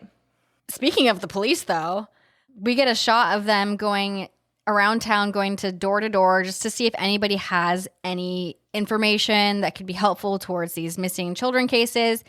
They actually wind up at the grabber, what we learn to be the grabber's house. We don't see them interact with the grabber, but a character named Max that is the grabber's brother. It's kind of funny. Scott Derrickson and some of the writing partners, as they were writing the script, they stopped halfway through and were like, we need some kind of comedic relief. And that's where Max the brother was born. Love it. Just to kind of lighten the mood, you know. And I love that they realized that because Max is a funny character. And it's actually played by James Ranson. And he is in Sinister and also It Chapter 2 that we were just talking about. Yep. Me and the producer were just watching It Chapter 2, and I was like, that's the guy from Sinister. And then we realized he was also in Black Phone. I love him. I personally think he's like fantastic. No, and he's good looking too. Anyway, so the police are interacting with Max, and Max is clearly coked out. He's convinced he's hot on the case to find out where all these missing children are going. He's like got one of those investigator boards. It looks like Charlie in It's Always Sunny in Philadelphia when he's like got the like the yarn and the papers all on the wall. Like, I know who did it. I've got it. Shut the fuck up right now, Allison. The producer and I rewatched this scene specifically and then rewatched Always Sunny. Yeah. And literally same thing. It's the exact same thing. Exact thing. I was like, oh, love it. They both look like cracked out in each scenario. Oh my God, that is so good. But it's like he straight up was like, I'm so close. I'm basically narrowing it down to the neighborhood, blah, blah, blah. I mean, it's evident that this brother is cracked out. And the cops straight up see Coke on the table, but they're like, all right, dude, as you were. And they start to leave. And I'm like, okay, I guess 70s cops didn't give a fuck about people just railing Coke in front of them.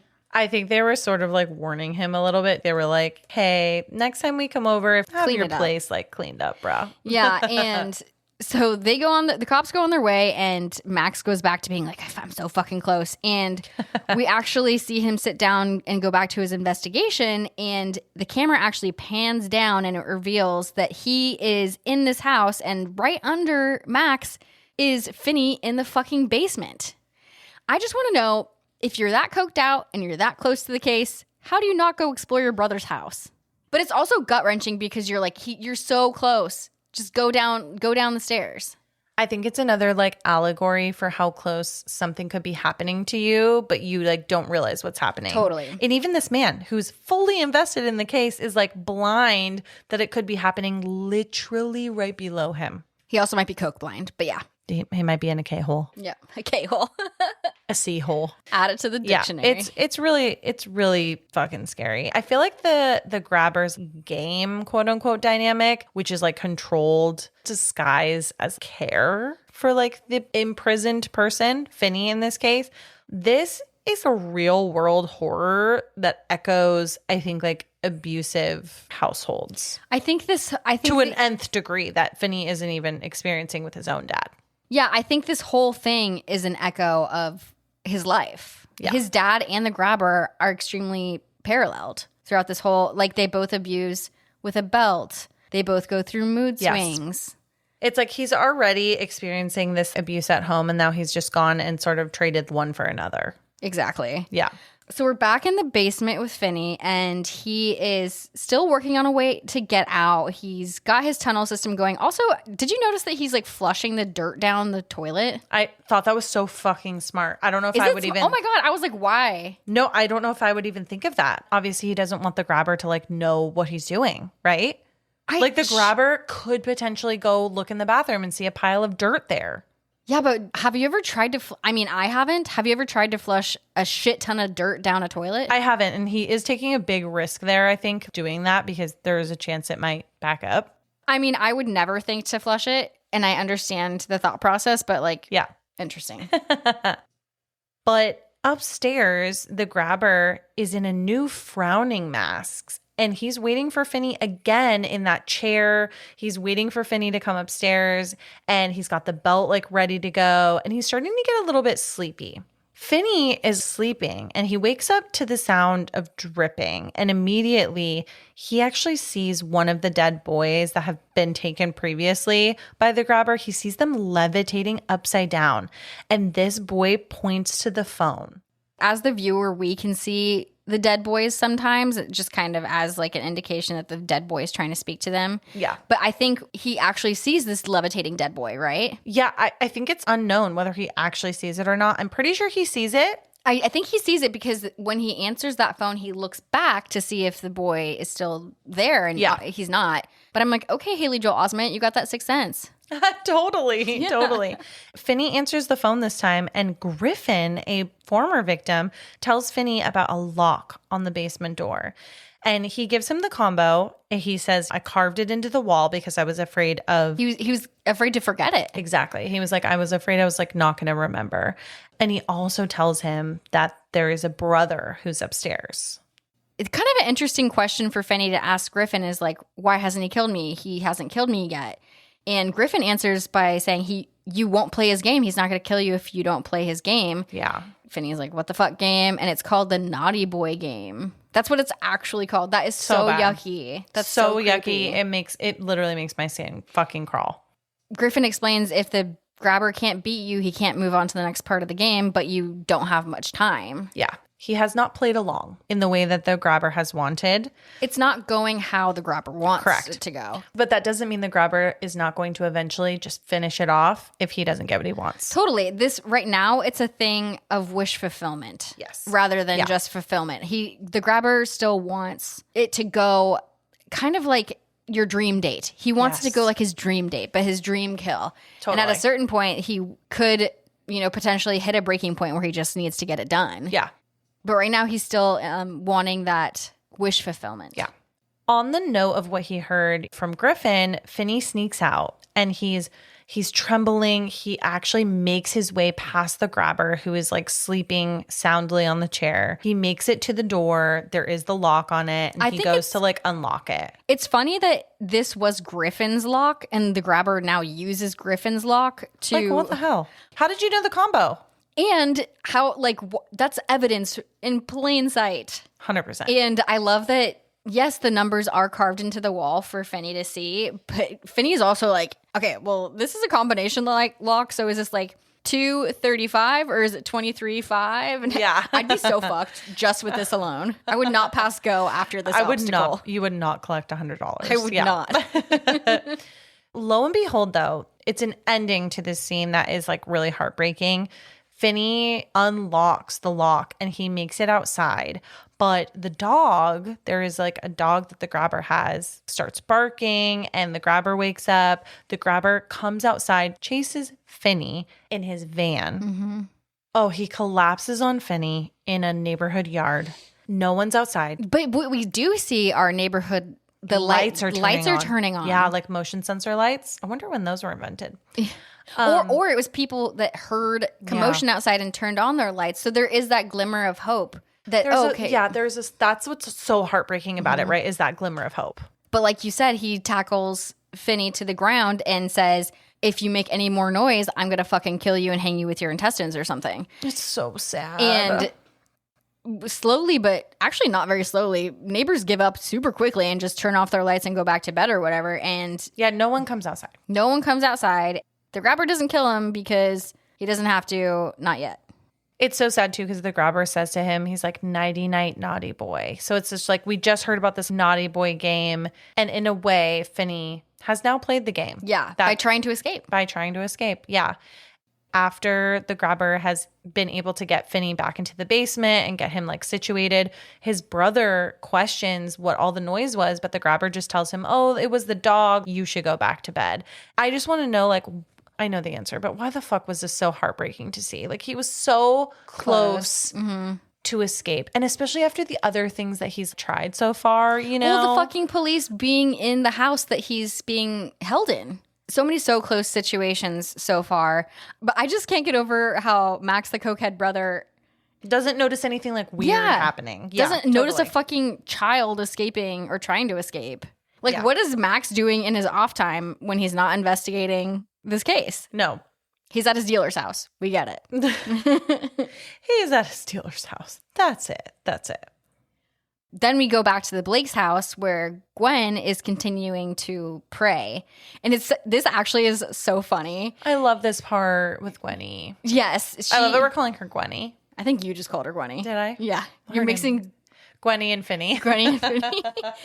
But Gwenny is relying again. Oh, damn it. No, I like it. Shit. Go ahead. Gwenny. We're going to call her Gwenny. So Gwen is relying again on her spirituality, and she gets to her dollhouse and she's like, Jesus, what the fuck? I mean, what the fuck? I came to you for help and I need help. Like, she's like, you gave me all these clues that don't make sense. I just like love her so much. I love her little conviction and just saying, Jesus, She's what the fuck? She's the best. Back with Finney in the basement, the phone rings again. This time, though, we're introduced to a new boy, unfortunately, that has been killed and taken by the grabber. His name is Vance Hopper. They kind of chat a little bit. He also is visible to the viewer, but not to Finney for some reason. And we see him. He's got this big old hair, and he's like trying to tell Finney about his backstory. And he goes, today's the day, motherfucker. Something interesting about Vance, too, is he's a little different than the other kids. The other kids seemed kind of nice. It seems like Vance might have been a bully. Oh, he seems like a cocky motherfucker. He reminds me of that guy with the hair in Stranger Things. Yep, 100%. I don't remember. What was his fucking name? Joe? No. Joe. I don't know if that's not his name. I don't know. But it reminds me You guys know who we're talking about. The rocker kid from Stranger Things. Mm-hmm. And in like what we think is a flashback, we see Vance's backstory. And he was a bit of a cool guy. And he started a fight in a convenience store after someone bumped into his pinball machine and he wasn't able to get the high score.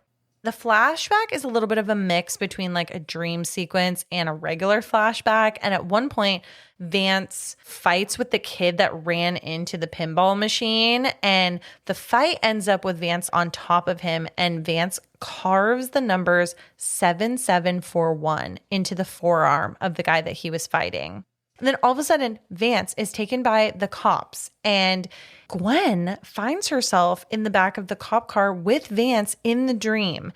She hears Finney on the cop radio, but it's like his voice from the call that was a little bit earlier with Finney and Vance. But she's hearing like the perspective from Vance, hearing Finney's voice. Vance shows her the exact house where the grabber is, and it happens to have that address, 7741. Gwen like wakes up and is just like, holy shit. You know? Thank you, Jesus. Yes, like thank you, Jesus. Yeah, I love that. I love that. But back with Finney, Vance tells him, you got to dig into the bathroom wall, which I have found. It was like a weak spot. It was like a weak spot that led to a storage room where there's an upright fridge in the way. You'll have to make it through that. You could at least try to like dig your way, right? And so Finney actually does that. First of all, I don't know how Vance deduced about this weak spot in the wall. Was he just banging against all the walls and stuff? I think he just was trying anything. Shoot your shot. Yeah, totally. Yeah. Finney actually does make it through, and he ends up in the fridge. And the fridge is actually filled with frozen meat. And I thought at first, is that the dead boys? I was a little bit scared. I'm not going to lie to you. Yeah, I don't think it is. Because we didn't know how fucked up this person was, right? Yeah, I don't think that's the intent, but I was like, that better not be some dead boy But then meat. it looked like regular beef steaks, and I was like, okay, I think we're safe here. Made you hungry? I'm fucking starving.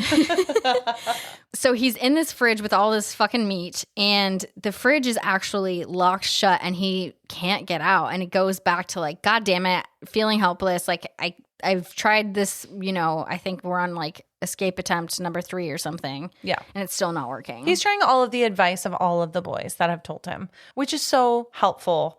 But none of those boys quite got out. He keeps running into like some roadblocks. Yes. And something that went through my mind is, okay, so did victim number 1 help victim number 2 with this black phone too? I don't think. No, totally. We don't know. Oh, I'm fairly certain that the first victim we hear on the phone says nobody else could hear voices, just you. So I'm curious as to what that's about. We don't really get an answer. But yeah, regardless, all of these previous victims are seeing the success, and they're calling the phone or whatever and trying to help Finney. Yeah. And Finney, like, poor Finney, he breaks down in this moment and he just cries. It's so heartbreaking because he is totally helpless. But the phone rings for like one last time. And this time, you guys, it is Robin's voice. Oh, it makes my heart so happy. Like, I love that he calls Finn. And Robin just like chats with him. He encourages Finney. He reminds him, like, just like he did back in the bathroom in the beginning of the film. Like, he says, you got to fight back. And he says, you're going to have to stand up for yourself. Finally. Finally. And he teaches Finney this cool little combo. I feel like we need to do this for like a TikTok video or something. Oh, God. But he's teaching Finney how to use the phone as a weapon and how to prepare a trap with a cable and a hole. And I don't know if it was Robin that told him to do this or he just had the thought just to fill the phone with dirt. Yes, to make it heavy. To make it heavy, yeah. So we're kind of now putting all of these different escape attempts and routes all together to create one cohesive plan. Yeah. And yeah, so Robin's ghost is coaching him how to do those steps to beat the grabber with the phone. And they have a really precious and heartbreaking interaction. And Finney says, I miss you, Robin. And Robin's like, get out for me.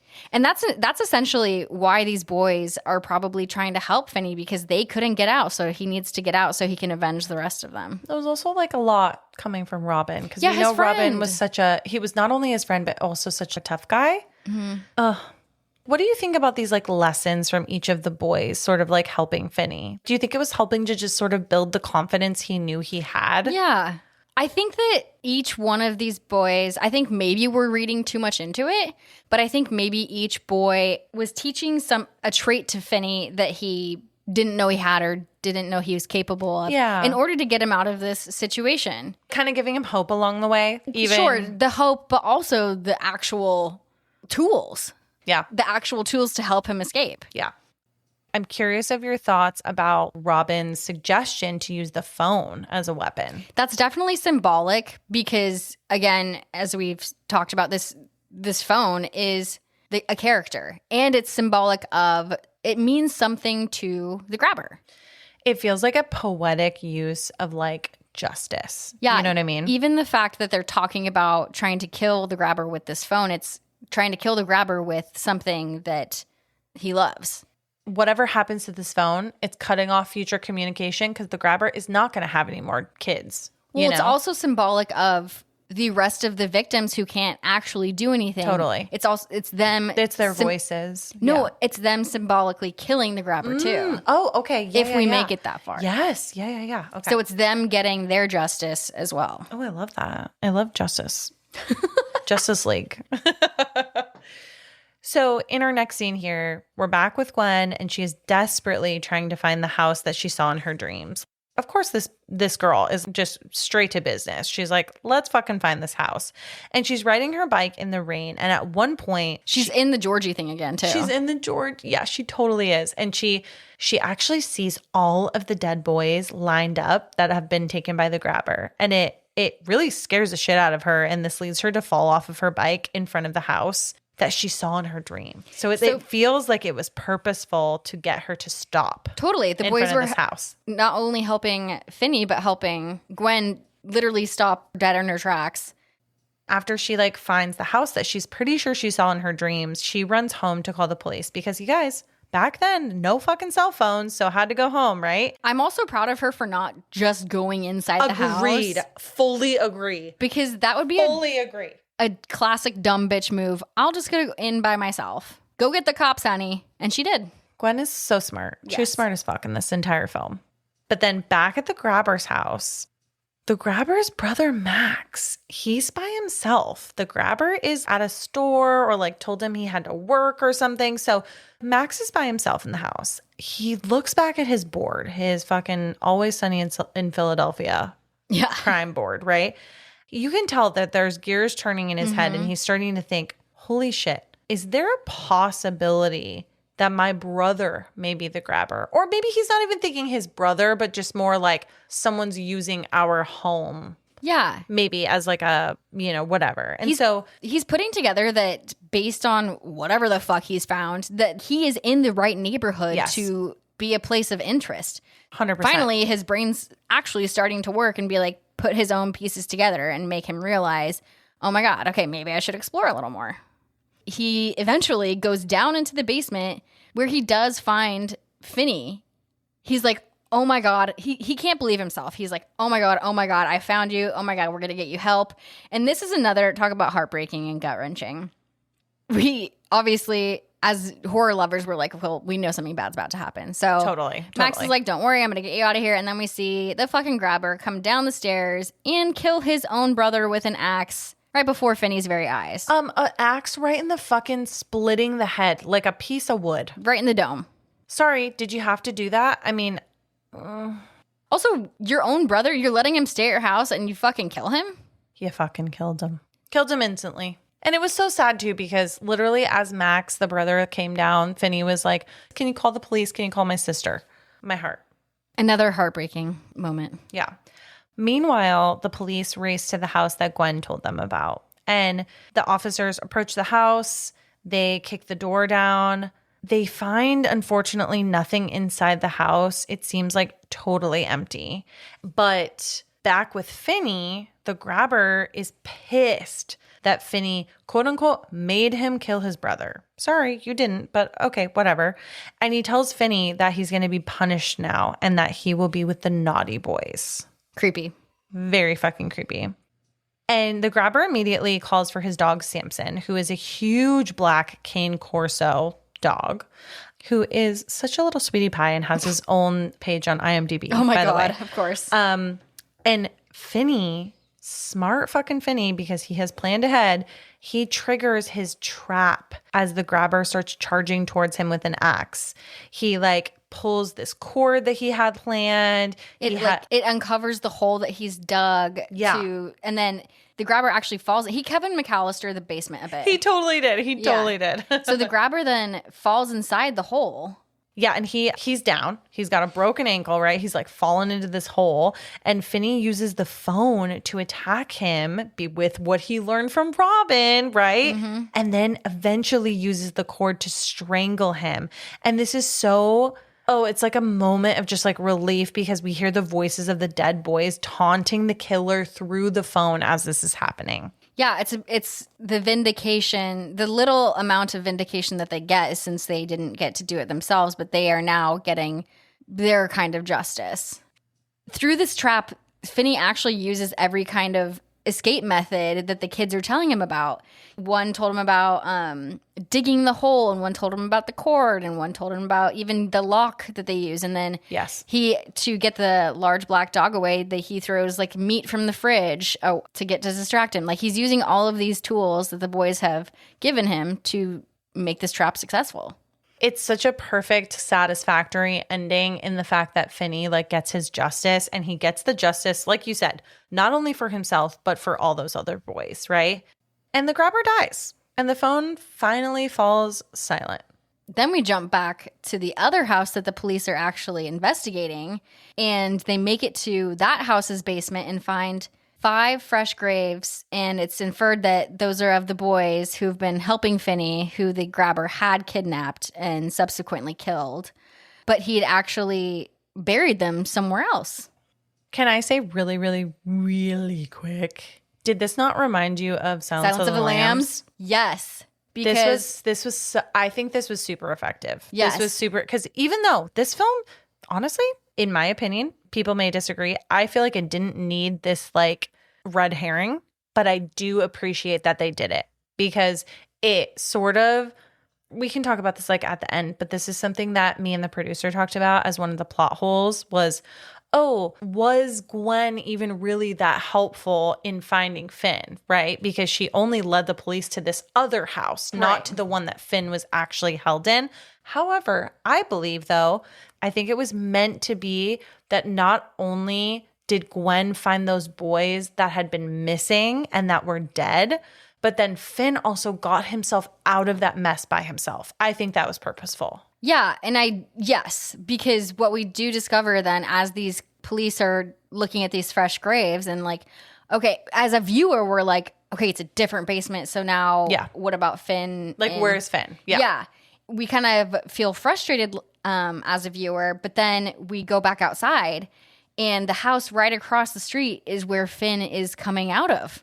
That is the Silence of the Lambs right there. It's like the just house right across the street, bodies versus totally, being trapped and being killed.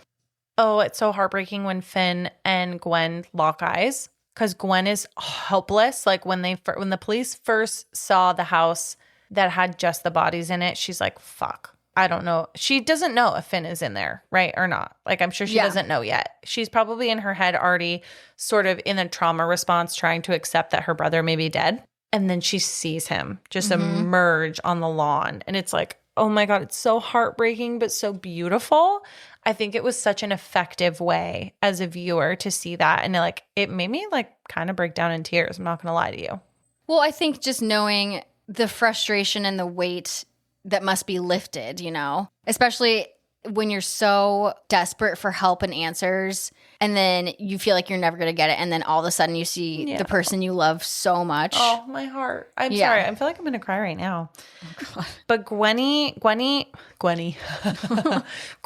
and Finny, they reunite in tears. They're both traumatized, but obviously happy, so happy that Finny is alive. And you guys, their dad comes. And I know he's a piece of shit, but he reunites with them and he just gets down on his knees and he's apologizing profusely, asking them for forgiveness. He doesn't say for what specifically, but we know. Right. And I do want to wrap up some dad thoughts here. Tell me. So I think kind of going back to the parallels we spoke about between the grabber and the dad and how they both were abusive, especially with a belt, and had these mood swings and stuff. It's so symbolic that they've escaped, or at least Finn has escaped this monster. But then, yes, the police are like, oh my God, you're free, whatever. But what they don't really realize is they're just sending him back home to another monster. Yeah. Like we should really be calling CPS. No, I mean. But again, it goes back to like the devil versus not, I think that this experience, though, and just having seen Black Phone 2, this experience, I think, really shaped whipped the dad into shape. I'm not saying that he is all forgiven for all that he has done. No one will forget what he has done to those children, and not rightfully so whatsoever.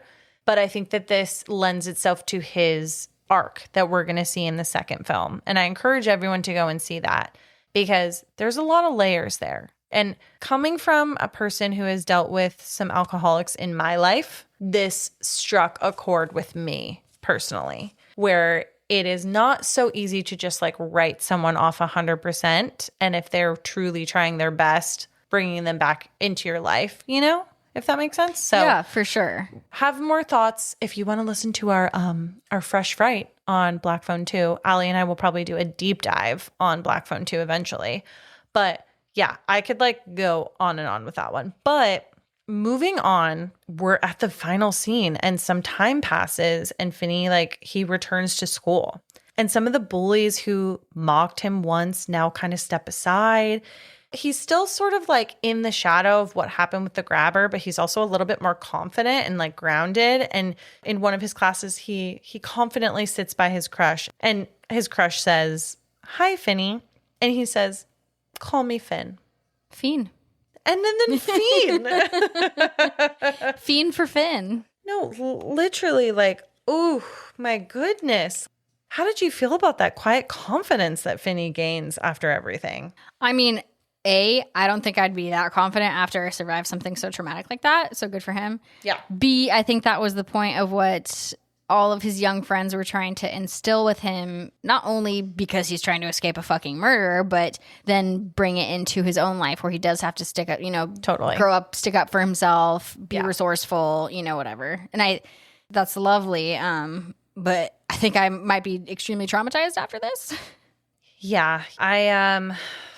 Some of my final thoughts, I think that the grabber represents, in a lot of ways, he's like a metaphor for some like real world abusers and like power dynamics that we see in a lot of children to adult relationships. And I think truly that's what's more scary. Not only the abuse that we saw with Finney and Gwen and their dad, but it's also like how it extended to the grabber and like that power dynamic over an adult and a child. And an adult especially trying to get on a child's level with the whole like magician fucking act and like all of that stuff. It's just wild. And then using the supernatural also as an emotional like redemption, having these ghosts as allies in the situation and not threats. I think a lot of these ghosts were actually Finney's subconscious. Totally. Like I was like, you may disagree, but like, no. I think we touched on that a bit. Is like, are the voices even there? Yeah, like, is this him from his mind? Kind of like what we spoke about in Blair Witch a bit. Is yes, as a viewer, we don't necessarily know what's actually happening to this character or not, but could just be hearing things and hearing the tools needed to get them through a situation. Yeah. But again, I have so many questions about specifically the paranormal aspects of the movie. I want you to watch the second one so badly because I had a lot of feelings about the second one. Spoiler alert for anyone that's listening and hasn't watched the second film, Black Phone 2. That's me. It's you. But we've already talked about it. I do kind of feel like the grabber is sort of symbolic as a similar character to Freddy Krueger. He's the Freddy Krueger of our generation, I believe. Love that. Haunting children in their nightmares. And even after his death, having never-ending like vengeance. And again, there's a lot of stuff that gets, I don't want to say like cleared up, but there are some things that get answered in the second film. But I'm excited for potentially another film that's going to dive even deeper. I think that's all I have to say. Yeah, I think this definitely has legs to make a lot more movies. Yeah, totally. Including, how did we get the grabber from this? Like, where did he come from? What's his deal? That kind of stuff. But, and I like we said earlier, I don't mind having questions after I've watched a film. There are just some I will watch the second one and we can discuss after that. I also really do like the parallels between this and Sinister. I feel like they're so similar with as far as like style and plot and stuff. But I feel like the Black Phone is Sinister's like nicer older sister, or nicer sister. And you're gonna feel the same way about Black Phone too. And what I mean by that is like, again, yes, it's like a horror movie, but it's like a fun one. Yeah. And Ethan Hawke called this a horror movie with a heart of gold, and I totally agree with that. Yeah. I do want to mention one like quick thing before we wrap things up, just about like my overall thoughts. You guys know I don't like, and I think Allie can agree with me, but we don't love films that have children as like the main victims. And concerning kids' death in horror, writer Robert C. Cargill, he said that the tone was a tough needle to thread because violence against children messes with everybody. It's one of the cheapest things that you can do in storytelling, but if you put an innocent in danger, people are going to get scared. If you do it wrong, though, it feels like it's glorified. And we wanted to make sure that the violence was saying and doing something in terms of storytelling and not just there as a cheap stunt. We wanted to make sure that it felt very real horror experience and it felt like a very real childhood experience, both at the same time, which I do feel like they really nailed in this film. I will say I think they achieved that with, again, the vengeance for the young victims. However, talk to that kid that got his head beaten with a rock. Yeah. Let's go back to him. What the fuck, Gwen? Where's he at? What the fuck, Gwenny? How does she not have a misdemeanor for beating some kid with a rock? Do you have any other final thoughts before we close out today? I was just really pleasantly surprised with this. You know me, I'm a little tough critic over here. I know. I thought you weren't going to love it. Yes. And I'm not saying I loved it. Okay. But I enjoyed it a lot more than I thought I would. Okay. I love that. Especially knowing how much Sinister like scared me and fucked me up and I don't like. Yeah. I think that this film was almost Sinister-esque, but with a lot more layers. It was deep. It made you think. And it's kind of funny that they implied a lot of layers about the grabber, and we kind of just filled in. Yeah, we filled in the blanks. Yes. Right? Like Mad Libs. Like he's a much deeper character, but I think we made him deeper based on what they gave us. Yeah. And what I might see in Black Phone 2. I don't know. Do you have what are your final thoughts? I loved this film. I was really, really excited after I saw it to go see Black Phone 2. And I liked Black Phone 2 even more. I'm looking forward to us doing like a deep dive on that because I would love to hear your thoughts. That film to me really answered a lot of questions. It really made me think a lot about who the grabber is and where he's going to go in the horror universe, just in general. So awesome. Yeah. I love it. And well, y'all, that was The Black Phone. If you guys want to follow us, please feel free to find us on TikTok, Instagram, and Letterboxd at Spooky Chicks and Horror Flicks. If you would like some bonus content, please join our Spooky Chicks social club over on Patreon. We got some fun stuff going on over there, including a book club. Ooh, very exciting. You can always support us by following us on whatever platform it is that you listen. But the best way that you can support us is just by telling another friend that loves horror. And with that, Allison, would you like to take us out today? Fuck yeah. When a creepy magician offers to show you a trick, make sure it's not a full-ass disappearing act. Appreciate your psychic sister, who is more of a detective than the actual cops.